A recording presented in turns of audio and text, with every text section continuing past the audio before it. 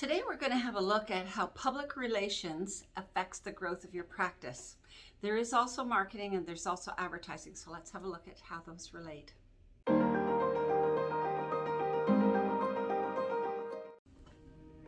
Hello, today we're talking about how to grow your practice through proper public relations. Now, public relations is different than marketing a little bit, although it's kind of overlappy, and then it's not advertising either. Public relations is often overlooked and underrated as something that you need to do in order for your practice to grow. It delivers ideas or impressions about your practice that would make people want to come and see you. It's not promoting this service or that product. It's promoting the general aspect of your practice.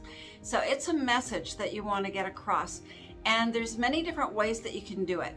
You want to influence the opinion of the people in your area, the people who would be the potential public for your practice. You want to impress them with a certain image.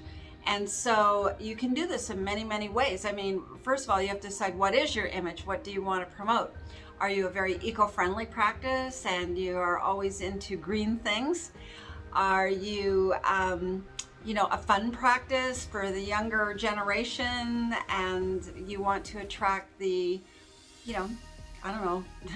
the younger generations? Let's leave it at that. They all have different names, Gen X and all these different things, but I'm just looking for a way of describing maybe the 20 to 40-year-olds or something like that. Or maybe you want to have a family practice, or maybe you want to have a sports practice. Like, these are images that you have to get out so people know that that's what you do, but it's not a specific service that you're delivering that you're talking about. You're talking about, what your practice is about. So also, if you have language diversity, if you're in a city or an area of the country where a specific language is predominant, that's another PR thing that you can make known, and so on. It's not a service that you're delivering. It's actually your image. So for marketing a practice in terms of PR, some of the things that you can do that would get that image out there, you can be part of community activities. There may be local street festivals that you can be part of, or maybe there's a Santa Claus parade you could be in and have your own float. Some of our clients have done that. It's really awesome and a lot of fun. There are magazine articles for local magazines, or these little booklets that you get in the mail from different groups that put together and sell ads and to the people, for the people, the different vendors in your area, so that they can advertise their wares to you in their community. But you can also, your ad could be an article, or maybe they just want you to write an article because you're advertising. They'll give you some space to write an article promoting what you do and what your thoughts are on this and that. All right. There's also public speaking that you can do. There are big magazines you can write for, like Think Big. How about Chatelaine getting an article? I've seen many healthcare professionals have an article that they've written for Chatelaine magazine, Canadian Living, and other such magazines. There's a lot of mother magazines out there, and ladies with babies, and online there's so many of them. I don't know how I got onto this one, but I'm part of a group on Facebook called Ladies with Babies. It's absolutely hilarious. They'll hold a picture of their baby bum up to he's got a rash. Does anybody know what this is? Or he's teething. What should I do about that? Oh, dentist, hop online and answer that. Like, you can be part of different groups. Your staff can do the same thing for the practice. There's no shortage of ways to provide help and service in the community. That does not mean they're coming into your practice. It's just PR. It's good public relations. How about your website? People don't often think of their website as being PR, but it actually is. And it can make people think well of you and be interested in what your services and your products are. That's marketing and advertising they're getting down into. But your website is like your PR vehicle to tell people about you.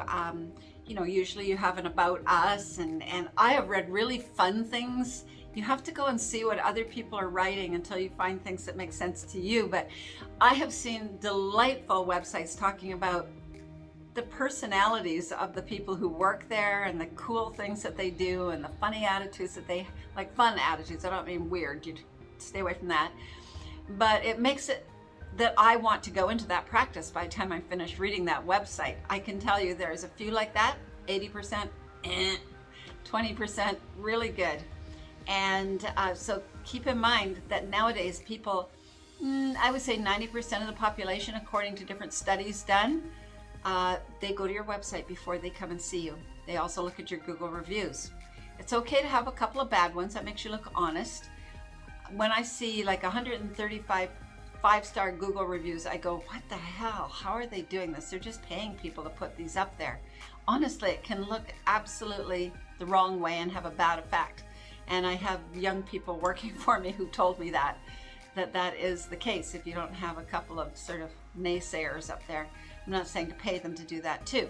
I'm just saying don't be worried if you do. Like we have a rule, 13 good ones for every bad one. What the hell?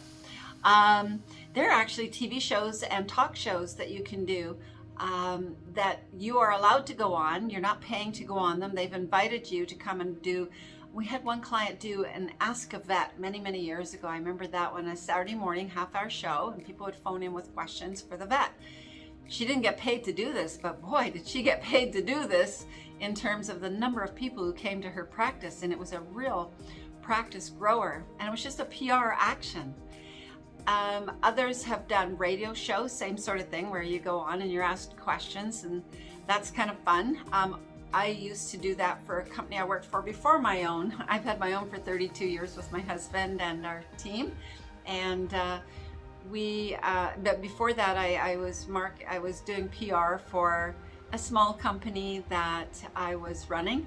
And I went on the first radio thing. We did a pre-tape. Thank goodness. I was scared to heck because I never talked in front of more than 2 people. Now, there was nobody present, but just the fact of doing it was scary. And I don't know how she put it together, but she made it sound really good in the end result. The next one, he said, bring a list of 15 questions you want me to ask you, and I'll give you a 15-minute interview. And I went, wow, I get to rehearse this before. I went and did it. Did I remember what I said afterwards? Not a chance, but I had rehearsed it before in my head, so I knew what I was supposed to say. But again, nerves. And then the one after that got easier, and now I'm a keynote speaker at conventions with 400 or 500 people, and it's not a big deal anymore. But you have to get your feet wet somewhere, so start, you know? They're not that hard to do. I'm looking at other things on my list. There's community activities. Oh, like a couple of our clients, many clients over the years, have had an open house, and one of them did something that was kind of original. It was a harvest time in Manitoba, so they called it Harvest Time, and everybody celebrates it. And what he did for his practice was he went to all the neighboring businesses and got coupons to give out as door prizes, and they marketed this with door prizes from blah blah blah blah blah blah blah blah, you know, and people came and had an open house in his practice and got introduced to everybody and took a tour and so on. But they also got door prizes of like a coupon for a cactus, so they had to go over to the florist to get the cactus. It was a $2 cactus. They were really cute, and then they could get a free ice cream cone if they took this coupon over to the ice cream place, and so on. So they had some really good fun with that, and they had a really big turnout as a result, and all the other businesses benefited from it because they got people into their establishments from people coming in with these coupons. Therefore, it was all around a good community PR activity. So there you go. I've given you some ideas. There's a million more. Don't even hold back on that. But just keep in mind that PR, public relations, is a little bit different than marketing, where you're making your product and service known and what you do exactly precisely. And advertising is how you actually get the message across, like you see an ad. Oh, they do blah, and I should go in and see them. Okay, they can be on Google ads, they can be Facebook ads, and so on, but that's advertising. So there you go. There's a difference between the three. Don't forget about PR if you want to grow your practice. And if you like this video, please be sure and share it with your friends.